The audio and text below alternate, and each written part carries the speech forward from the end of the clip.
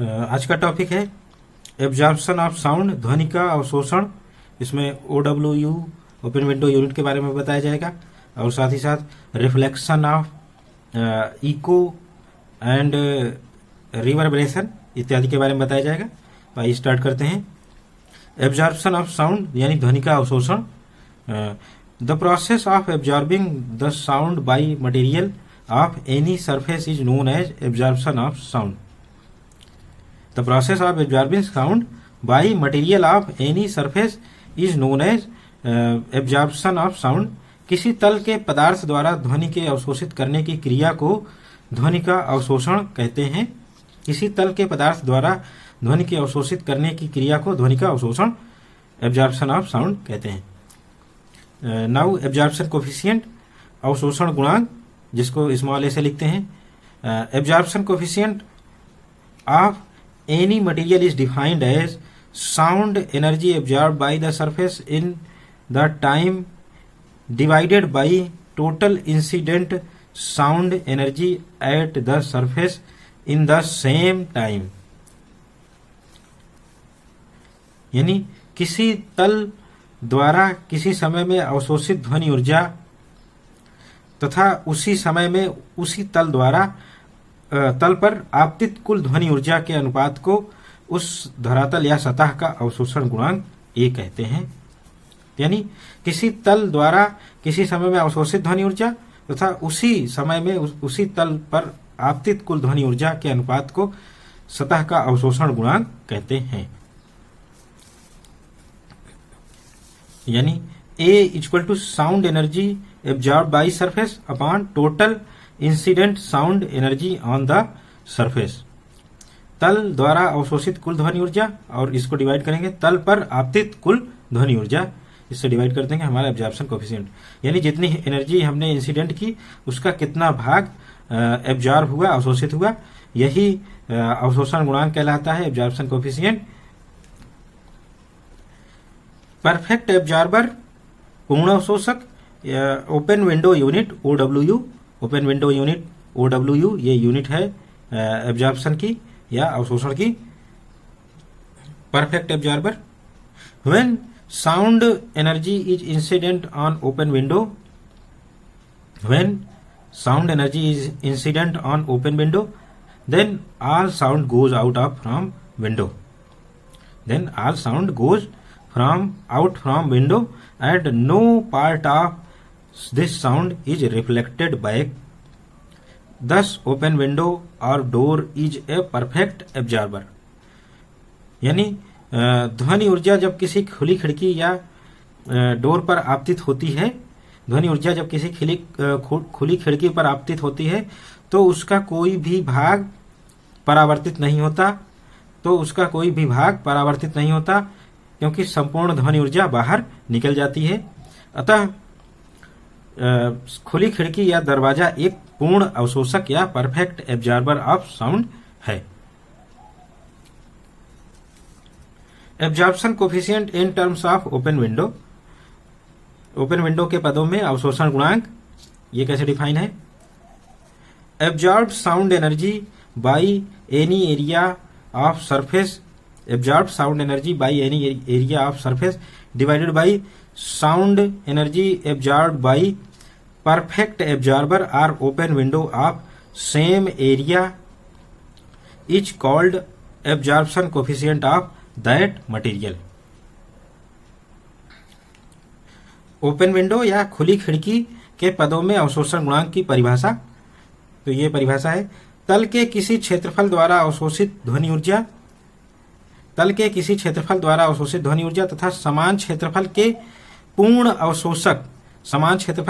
अवशोषक open window द्वारा अवशोषित ध्वनि ऊर्जा के अनुपात को पदार्थ का अवशोषण गुणांक कहते हैं। यानी तल के किसी क्षेत्रफल द्वारा अवशोषित ध्वनि ऊर्जा तथा समान क्षेत्रफल के पूर्ण अवशोषक ओपन विंडो द्वारा अवशोषित ध्वनि ऊर्जा के अनुपात को उस पदार्थ का अवशोषण गुणांक कहते हैं। ये डेफिनेशन है ओपन विंडो के टर्म में अवशोषण गुणांक या एब्जॉर्प्शन कोफिशिएंट की। आते हैं नेक्स्ट टॉपिक, इको या प्रतिध्वनि। इको या प्रतिध्वनि, sound heard after reflection from a distant rigid obstacle और surface is called echo. Sound heard after reflection from a distant surface is called an echo. यानी जब ध्वनि कोई ध्वनि किसी परावर्तक तल से टकरा के या परावर्तित होके पुनः सुनाई दे तो इसे प्रतिध्वनि या इको कहते हैं। ध्वनि का किसी परावर्तक तल से टकरा के फिर हमारे तक आना और उसका सुनाई देना ही इको कहलाता है, प्रतिध्वनि। यहाँ पर कोई व्यक्ति है, उसने साउंड प्रोड्यूस किया, साउंड जाके परावर्तक तल यानी रिजिड सरफेस से रिफ्लेक्ट होके आएगी और व्यक्ति तक आई और व्यक्ति को सुनाई दी, तो ये जो घटना है ध्वनि का पुनः सुनाई देना इको या प्रतिध्वनि कहलाता है।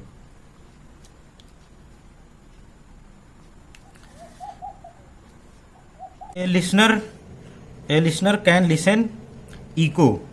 A listener can listen echo if echo reaches him with the time difference of 1/10 second. If echo reaches with time difference of 1/10 second, the effect of sound remains on our ear up to 1/10 second. The effect of sound remains on our ears up to 1/10 second. Hence, if a listener listen the echo before 1/10 second, a listener listen echo before 1/10 second, he cannot differentiate between original sound and its echo. He cannot differentiate between original sound and echo. That's why श्रोता किसी ध्वनि की प्रतिध्वनि तभी सुन सकता है, श्रोता किसी ध्वनि की प्रतिध्वनि तभी सुन सकता है जब मूल ध्वनि की प्रतिध्वनि उसके पास 1/10 सेकंड के अंतराल या बाद पहुंचे। यानी मूल ध्वनि उत्पन्न करने के बाद प्रतिध्वनि 1/10 सेकंड के बाद ही पहुंचेगी, तभी श्रोता को वो प्रतिध्वनि सुनाई देगी। चूंकि ध्वनि का प्रभाव हमारे कानों पर यानी ध्वनि का प्रभाव हमारे कानों में 1/10 सेकंड तक रहता है, इसलिए श्रोता यदि 1/10 सेकंड पहले यानी 1/10 सेकंड पहले से पहले ही प्रतिध्वनि सुनता है तो वह ध्वनि और उसकी प्रतिध्वनि में अंतर स्पष्ट नहीं कर पाएगा या अंतर स्पष्ट नहीं कर सकता। तो प्रतिध्वनि सुनने के लिए सही समय 1/10 सेकंड या इससे ज्यादा का समय होना चाहिए, तभी हमें प्रतिध्वनि स्पष्ट सुनाई देगी। हम ये डिस्टेंस निकालना चाहें तो इसके लिए हम यहाँ पर लिसनर है जिसने साउंड प्रोड्यूस किया और sound reflecting surface D distance चलकर रिफ्लेक्टिंग सरफेस यानी परावर्तक तल से परावर्तित हुई, फिर डी डिस्टेंस चली, तब जाके श्रोता या लिसनर के पास पहुंची। तो इस तरह से साउंड ने 2D डिस्टेंस ट्रेवल कर लिया। तो total distance travel by sound is 2D यानी ध्वनि द्वारा चली गई कुल दूरी 2D है और इस कुल दूरी को ट्रेवल करने में लगा समय कितना होगा? Total time taken by sound T equal to total distance कुल दूरी अपॉन स्पीड ऑफ साउंड ध्वनि की चाल। तो इस तरह से हम निकाल पाएंगे टोटल डिस्टेंस 2D और ध्वनि की चाल स्पीड ऑफ साउंड v है और इनको रख दिया। इस तरह से d की वैल्यू हम कैलकुलेट कर सकते हैं। d के लिए सॉल्व करेंगे d इक्वल टू VT/2, जहां v ध्वनि की चाल वायु में है 332 मीटर पर सेकंड और t हम जानते हैं 1/10 सेकंड मिनिमम लेना चाहिए हमें ताकि ई को सुनाई दे। दोनों वैल्यूज रखेंगे तो d इक्वल टू 16.6 मीटर, यानी हमें प्रतिध्वनि सुनने के लिए मिनिमम 16.6 मीटर दूरी पर यानी रिफ्लेक्टिंग सरफेस से इतनी दूरी पर 16.6 मीटर दूरी पर रहना ही पड़ेगा।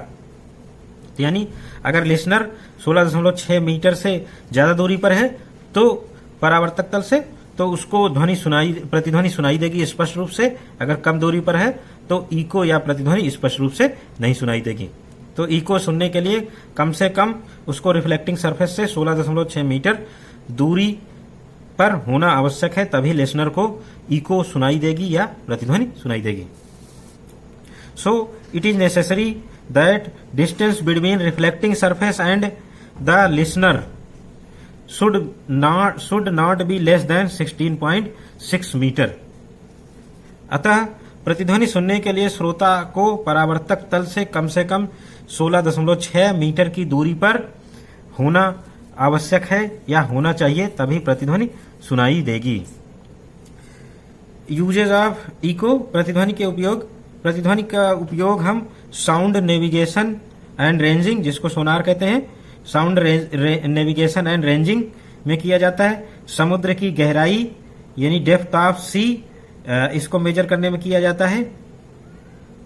और साथ ही साथ हमारे शिप से या जहाज से समुद्री चट्टान या कोई भी ऑब्स्टेकल जो जहाज को नुकसान पहुंचा सकता है वो कितनी दूरी पर स्थित है, इसका पता हम प्रतिध्वनि को ध्वनि उत्पन्न करने के बाद जो प्रतिध्वनि आती है, रिफ्लेक्टेड साउंड, उसका अध्ययन करके इन सब चीजों के बारे में जानकारी प्राप्त करते हैं। यही यूजेज ऑफ इको है। अब आते हैं नेक्स्ट फिनोमिना, रिवर्बरेशन, अनुरणन। ये इको से डिफरेंट है। कैसे डिफरेंट है इसको देखते हैं। प्रोलॉन्गेशन और persistence of sound in A room, prolongation or persistence of sound in a room even when sound source has stopped, even when sound source has stopped is called reverberation। यानी किसी भवन में ध्वनि स्रोत के बंद हो जाने के बाद, किसी कमरे में ध्वनि स्रोत के बंद हो जाने के बाद भी उसमें ध्वनि के गुंजन के ठहराव या ध्वनि की गूंज सुनाई देना ही अनुरणन कहलाता है। किसी कमरे में ध्वनि स्रोत के ध्वनि उत्पन्न करना बंद करने के पश्चात उस कमरे में ध्वनि की गूंज को सुनाई देना, ध्वनि की गूंज ही सुनाई देना अनुरणन या रिवर्बरेशन कहलाता है। ये घटना जिसमें ध्वनि की गूंज ध्वनि समाप्त करने के बाद भी कमरे में सुनाई देती रहती है, रिवर्बरेशन या अनुरणन कहलाता है। और जितने टाइम तक ये सुनाई देगा ये रिवर्बरेशन टाइम कहलाता है। अनुरणन काल। स्टैंडर्ड रिवर्बरेशन टाइम की बात करें हम तो standard reverberation time is the time taken by sound to fall 1/10⁶ time of its intensity just before the source of sound is cut off. यानी standard reverberation time is the time by sound to fall its intensity 1/10⁶ time just before sound of source of sound is cut off। यानी ध्वनि स्रोत के ध्वनि उत्पादन बंद कर देने के बाद, ध्वनि स्रोत के ध्वनि उत्पादन बंद कर देने के बाद ध्वनि तीव्रता अपने 1/10⁶वें भाग यानी 1/10⁶वें भाग तक तीव्रता कम होने के लिए गए समय को प्रमाणिक या स्टैंडर्ड रिवर्बरेशन टाइम अनुरणन काल कहते हैं। यानी ध्वनि की तीव्रता जितने समय में अपनी प्रारंभिक तीव्रता के 10⁶ भाग गिर जाएगी, उस टाइम को ही हम रिवर्बरेशन टाइम या अनुरणन काल कहते हैं। जितने समय में ध्वनि बंद करने के बाद ध्वनि की तीव्रता अपनी इनिशियल तीव्रता के 10⁶ गुना भाग या 10⁶ गुना तक गिर जाएगी, तो ये टाइम रिवर्बरेशन टाइम या स्टैंडर्ड मानक अनुरणन काल कहलाता है। तो इस रिवर्बरेशन टाइम के लिए सैबाइन साइंटिस्ट थे। सैबाइन साइंटिस्ट ने एक फार्मूला दिया, सैबाइन फार्मूला, और इसको सैबाइन का सूत्र, अनुरणन काल के लिए सैबाइन का सूत्र कहते हैं। और इस फार्मूले का केवल यूज सिलेबस में है, इस फार्मूले का सैबाइन फार्मूले का डेरिवेशन सिलेबस में नहीं है, तो उसको पढ़ने की कोई आवश्यकता नहीं। बस केवल इस फार्मूले को पढ़ेंगे और उसके उपयोग पढ़ेंगे। इसको सैबाइन फार्मूला कैसे अप्लाई करेंगे, यही उपयोग है। तो पहले सैबाइन फार्मूला के बारे में जानते हैं। According to Sabine in a closed hall और रूम, यानी सैबाइन के अनुसार किसी बंद कमरे या हॉल में रिवर्बरेशन टाइम अनुरणन काल ये प्रोपोर्शनल होता है हॉल के आयतन, वॉल्यूम ऑफ हॉल, और फिर प्रोपोर्शनल होता है 1/A कुल अवशोषण या टोटल एब्जॉर्प्शन के प्रोपोर्शनल होता है। तो इस तरह से सैबाइन साहब ने फार्मूला डिराइव कर लिया। T = 0.165V/A या T = 0.165V/σAS। ये सैबाइन का सूत्र या सैबाइन फार्मूला कहलाता है, जहां T रिवर्बरेशन टाइम अनुरण काल होता है, ये सेकंड में होता है। तो टी रिवर्बरेशन टाइम या अनुरण काल है। वी वॉल्यूम ऑफ हॉल कमरे का आयतन घन मीटर या मीटर क्यूब में है। वी वॉल्यूम ऑफ हॉल है।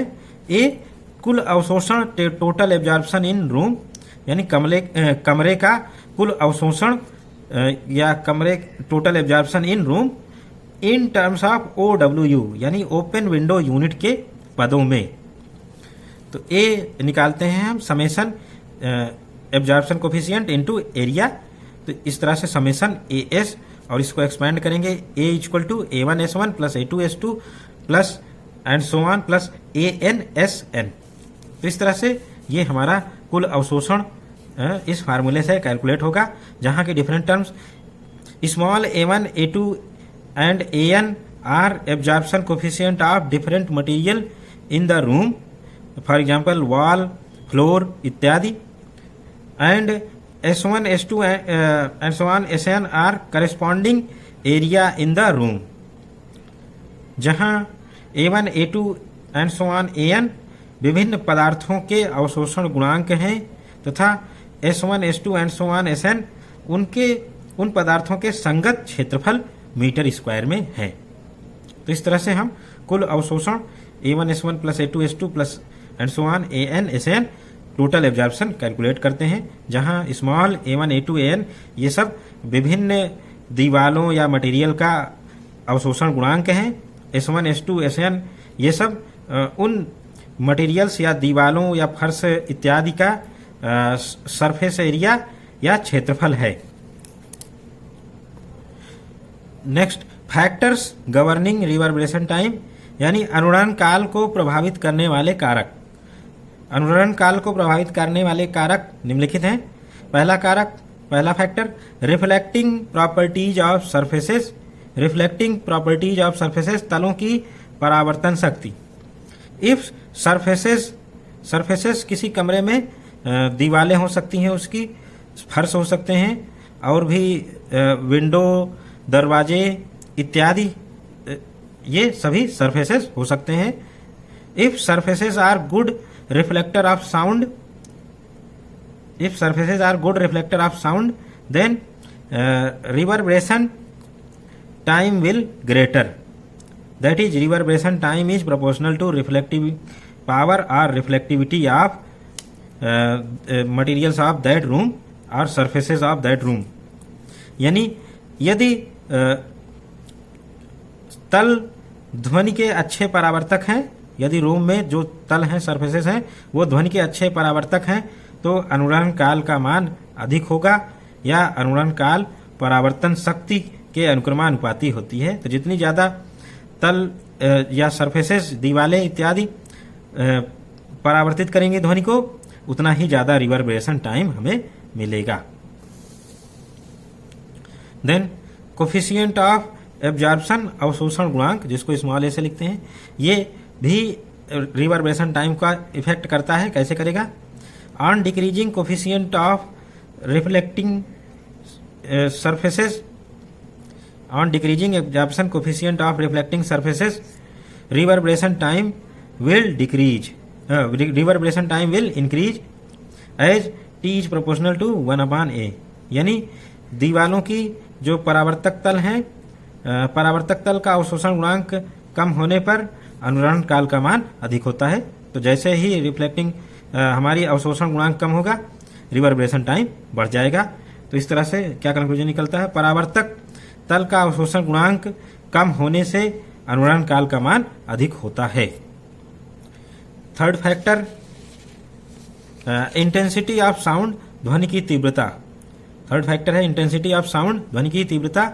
On increasing intensity of sound reverberation time increases, यानी ध्वनि की तीव्रता का परिमाण अधिक होने पर या बढ़ने पर अनुरण काल का मान अधिक हो जाता है। तो ध्वनि की तीव्रता जितनी अधिक होगी, अनुरण काल का मान भी उतना ही अधिक होगा, उतने ज़्यादा देर तक गूंज सुनाई देगी। नेक्स्ट है fourth, frequency of produced sound, उत्पन्न स्वर की आवृत्ति। इस पर कैसे डिपेंड करेगा? On increasing frequency of sound absorption of sound increases. On increasing frequency of sound absorption of sound increases, hence reverberation time decreases. Absorption increase करेगा तो रिवर्बरेशन टाइम डिक्रीज करेगा।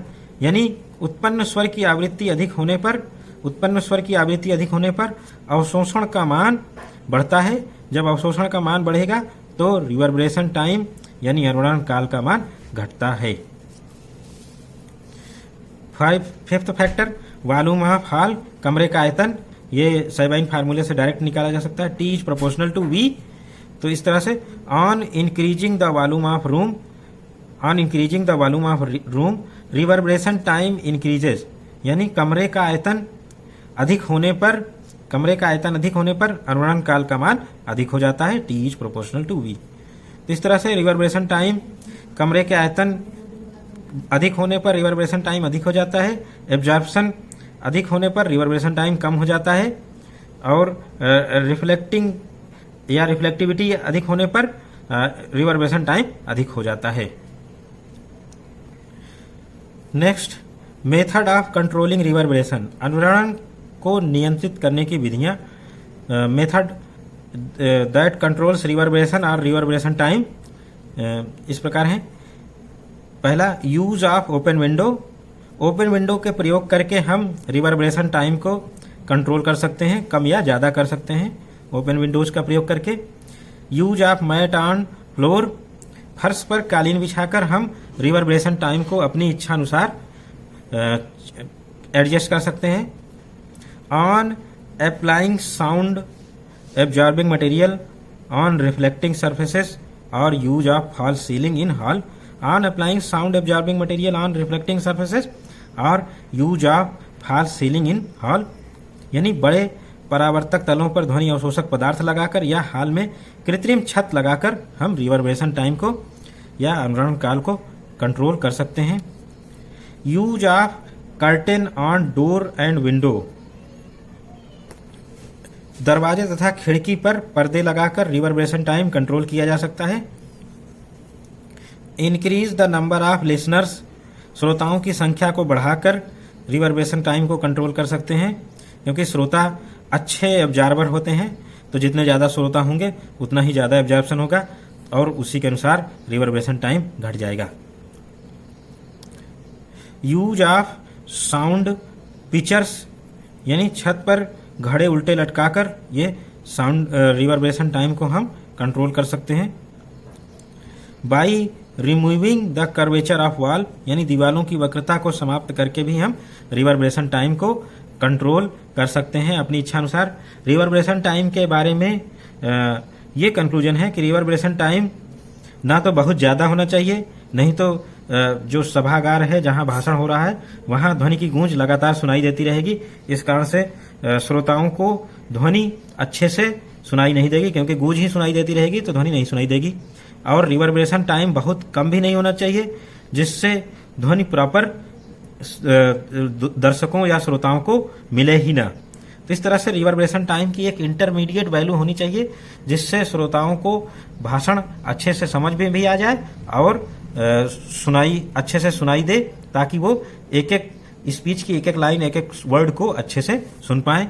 तो इस तरह का अरेंजमेंट वहाँ रिवर्बरेशन टाइम का किया जाता है कि ताकि सभी श्रोताओं को समान रूप से ध्वनि अच्छे से सुनाई दे और डिस्टिंग्विश भी हो। तो रिवर्बरेशन टाइम इस प्रकार एडजस्ट किया जाता है। अब हम आते हैं साइबाइन फार्मूले पर बेस्ड कुछ न्यूमेरिकल्स पर, इनको सॉल्व करते हैं। क्या दिया गया है? एक सिनेमा हॉल का आयतन 9500 घन मीटर है, मीटर क्यूब।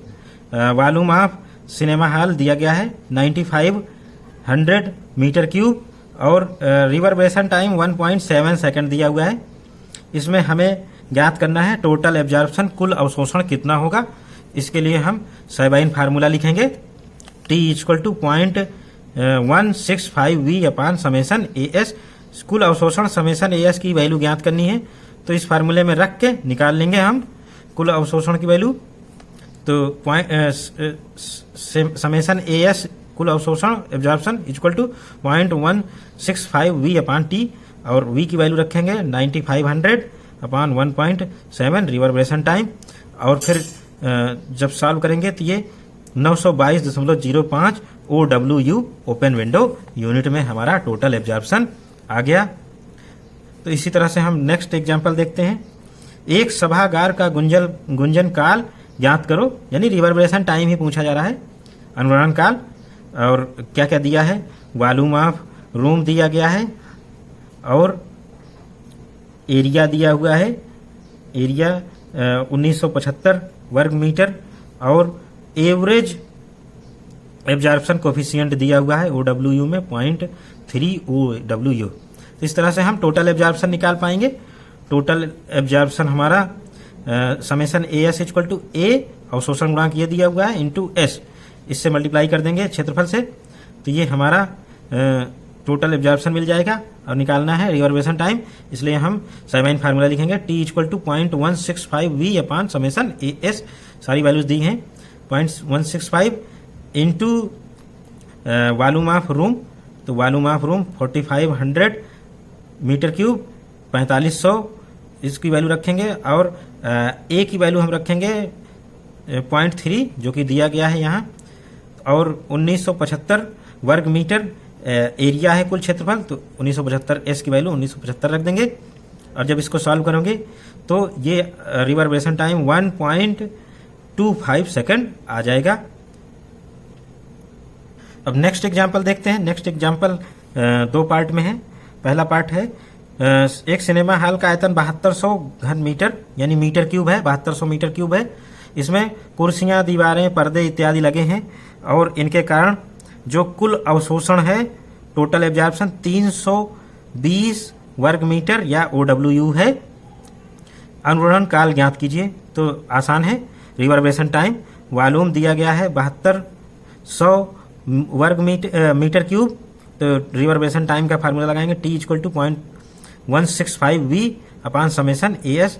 V की वैल्यू 7200 घन मीटर और टोटल एब्जॉर्प्शन कुल अवशोषण ओपन विंडो यूनिट के पदों में है 320, तो इसको रख देंगे और हमारा सॉल्व करने पर 3.71 सेकेंड रिवर्बरेशन टाइम अनुरणन काल आ गया।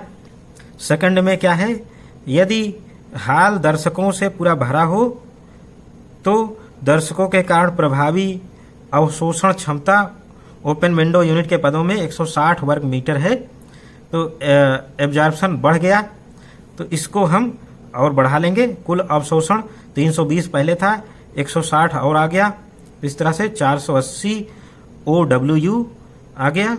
और ज्ञात करना है रिवर्बरेशन टाइम, गुंजन काल में परिवर्तन, चेंज इन रिवर्बरेशन टाइम। पहले रिवर्बरेशन टाइम निकाल लें, तब हम पहले से कितना घट गया है, बढ़ गया है, ये देख लेंगे।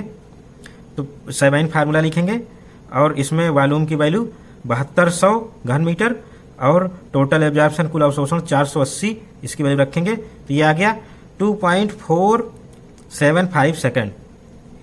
तो इस तरह से हमारा रिवर्बरेशन टाइम घट गया। कितना घट गया, T1 माइनस T2, इस वाली वैल्यू से इस वाली वैल्यू को घटाएंगे तो हमारा गुंजन काल या रिवर्बरेशन टाइम में चेंज या परिवर्तन की वैल्यू मिल जाएगी। तो इस तरह से आंसर आया 1.235 सेकेंड, यह आंसर आ जाएगा, इतना परिवर्तन हुआ। नेक्स्ट एग्जाम्पल, एक मनुष्य खान में आवाज करता है, एक माइन है, बहुत गहरी माइन है, उसमें आवाज करता है और उसको इको या प्रतिध्वनि 4.8 सेकंड बाद सुनाई देती है। मनुष्य ध्वनि उत्पन्न करता है और उसको प्रतिध्वनि 4.8 सेकंड बाद सुनाई देती है। ध्वनि की चाल 332 मीटर पर सेकंड है, तो इसकी माइन की गहराई ज्ञात कीजिए। Calculate depth of mine. तो चूंकि 4.8 सेकंड बाद उसको प्रतिध्वनि सुनाई देती है इको, तो एक तरफ जो है ध्वनि को पूरा नीचे तक जाने में लगा समय आधा होगा, 4.8/2 या 2.4 सेकंड, यानी ध्वनि को एक तरफ चलने में 2.4 सेकंड लगा और उसकी चाल 320 मीटर पर सेकंड है। तो इस चाल से 2.4 सेकंड में कितना चलेगी, यही खान की गहराई होगी। तो खान या माइन की depth velocity into time, 320 into time 2.4, इससे मल्टीप्लाई हो गया 714 मीटर इसकी माइन की गहराई या डेप्थ ऑफ माइन आएगी। और नेक्स्ट क्वेश्चन हमारा लाउडनेस पर है। एक ध्वनि की तीव्रता 10 घाते 5 गुना बढ़ा दी जाए, intensity is increased by 10 to the power 5 times, then what will be the level of loudness, हमारा ध्वनि का स्तर कितने डेसिबल बढ़ जाएगा। तो इसको सॉल्व करने के लिए हम लेवल ऑफ लाउडनेस यानी ध्वनि की प्रबलता का स्तर का फार्मूला लिखेंगे। L equal to 10 log base 10 I/I0 और इसका मात्रक डेसिबल में है, जबकि दिया गया है I/I0 जो इंटेंसिटी का रेशियो है। इंटेंसिटी पहले की अपेक्षा 10 घाते 5 गुना बढ़ाई जाएगी, तो I/I0 10 to the power 5 हो गया। इसकी वैल्यू रखेंगे L equal to 10 log 10 10 to the power 10, यहाँ 10 to the power 5, 10 to the power 5 को हम जो 5 है उसको बाहर लेंगे तो ये यहाँ 10 से मल्टीप्लाई हो जाएगा 50 और 10 log 10 10 ये हमारा 1 होता है। इस तरह से लाउडनेस या प्रबलता 50 dB 50 डेसिबल आ गई। तो इस तरह से ध्वनि की तीव्रता 10 घाते 5 गुना बढ़ाई जाएगी तो ध्वनि की प्रबलता का स्तर 50 dB या 50 dB बढ़ जाएगा। नेक्स्ट क्वेश्चन बहुत बड़ा है, देखने में जितना बड़ा है उतनी आसानी से सॉल्व हो जाएगा। इसके लिए इन्होंने पूछा है एक हाल में अनुरणन काल की गणना कीजिए, टाइम रिवर्बरेशन टाइम की गणना करनी है। आयतन इसका दिया हुआ है, वॉल्यूम 1800 मीटर क्यूब घन मीटर, 1800 मीटर क्यूब हाल का आयतन है जिसमें 140 व्यक्तियों के बैठने की व्यवस्था है। पहले इस सिचुएशन में रिवर्बरेशन टाइम ज्ञात करना है जब हाल खाली हो, जब हाल में कोई ना हो तब ज्ञात करना है।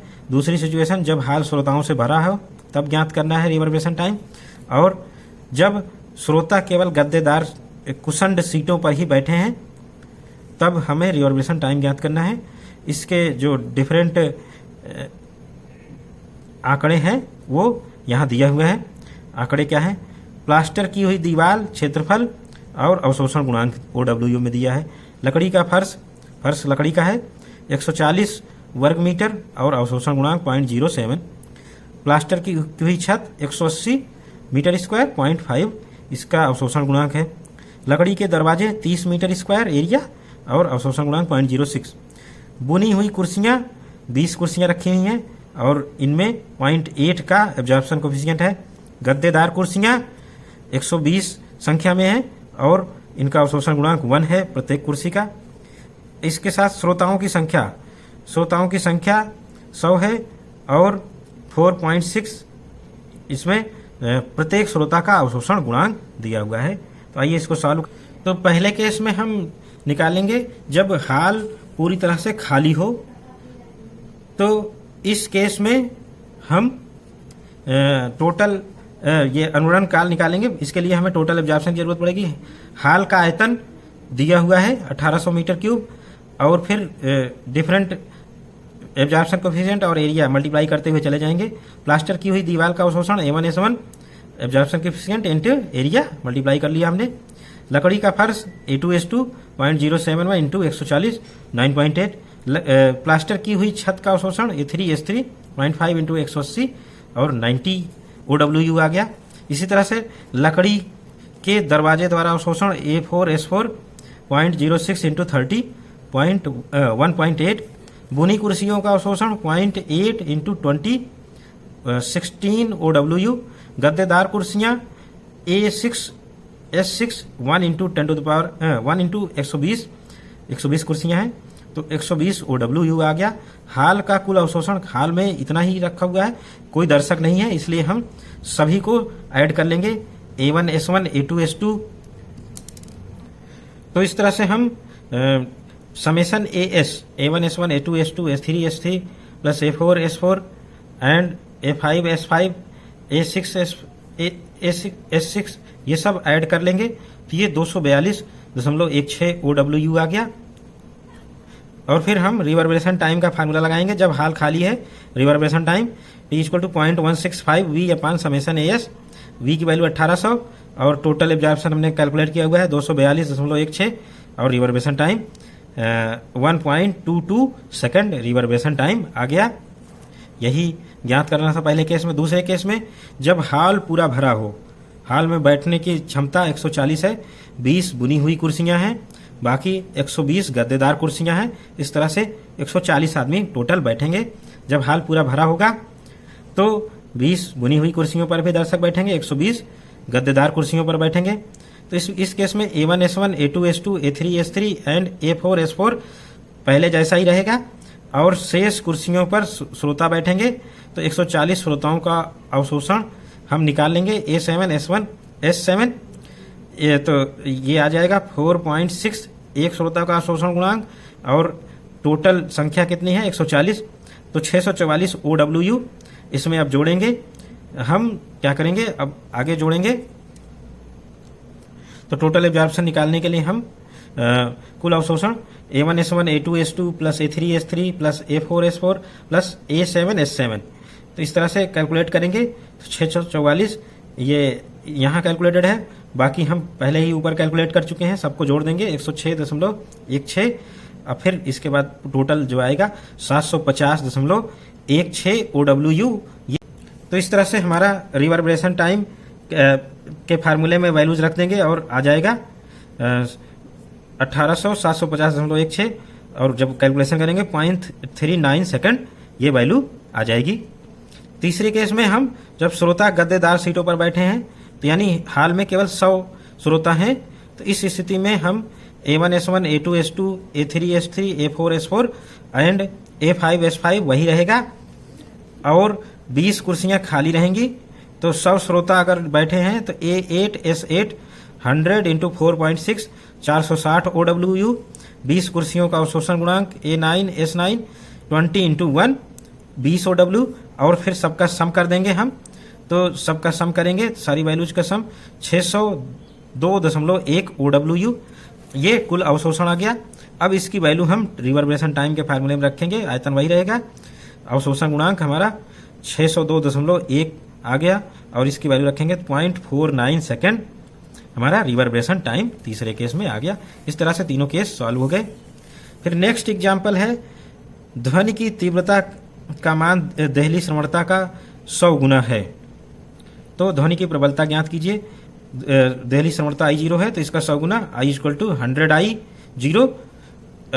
लाउडनेस के फार्मूले में रखेंगे L = 10 log 10 I/I0 और इसकी वैल्यू जैसे ही रखेंगे हम। तो ये I0 से I0 हमारा कट गया, 100 आया, 10⁻², आगे गया 20 dB यानी 20 डेसिबल हमारा ये आंसर आ गया। फिर नेक्स्ट एग्जाम्पल 100 डेसिबल ध्वनि स्तर की ध्वनि की तीव्रता ज्ञात कीजिए। ये रिवर्स क्वेश्चन पूछ लिया गया। लेवल ऑफ लाउडनेस दिया हुआ है, इंटेंसिटी पूछ रहा है, तो लेवल ऑफ लाउडनेस के फार्मूले में रखेंगे हम 100 यहाँ रखेंगे = 10 × log⁻10 I/I0। I/I0 की वैल्यू निकालेंगे हम। यहाँ ये आएगा, इससे 10 से यहाँ डिवाइड कर देंगे, 10 आ जाएगा और फिर एंटी लॉग ले लेंगे तो ये 10⁻10 आ गया और फिर I = I0 × 10⁻10 और फिर इसको सॉल्व करेंगे हम। I0 की वैल्यू रखेंगे 10⁻−12 और जब सॉल्व करेंगे 10⁻−2 यानी 0.001 वाट पर मीटर स्क्वायर। ये ध्वनि की तीव्रता आ गई, यानी 100 dB प्रबलता स्तर की ध्वनि की तीव्रता 0.01 वाट पर मीटर स्क्वायर होती है। अब लास्ट क्वेश्चन की ओर आगे बढ़ते हैं। समान आवृत्ति की दो तरंगों की तीव्रताओं का अनुपात 1:49 1/49 है। इनके आयामों में अनुपात ज्ञात कीजिए। हम जानते हैं इंटेंसिटी और आयाम में क्या अनुपात फार्मूला होता है। I1/I2 = A1² A2² 1/49। इसको सॉल्व करेंगे तो A1/A2 = 1:7 ये आंसर आ गया। तो ये आयामों में अनुपात 1:7 का है।